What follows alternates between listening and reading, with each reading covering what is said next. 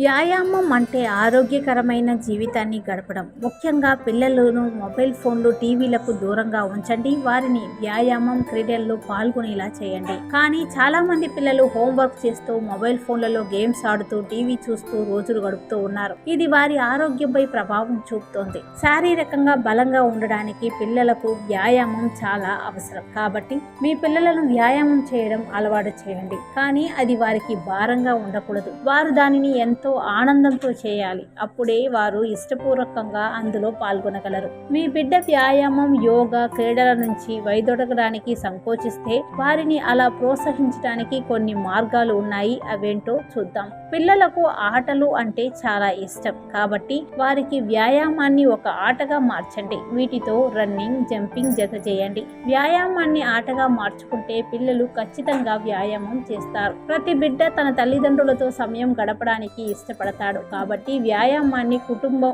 రహస్యంగా చేసుకోండి. మీ పిల్లలకు వ్యాయామం చేయమని చెప్పే బదులు వారితో కలిసి మీరు కూడా వ్యాయామం చేయండి. అంటే కలిసి యోగా చేయడం, వాకింగ్ వెళ్ళడం మొదలైనవి. తల్లిదండ్రులు వ్యాయామం చేసినప్పుడు పిల్లలు కూడా ఉత్సాహంగా చేయాలని కోరుకుంటారు.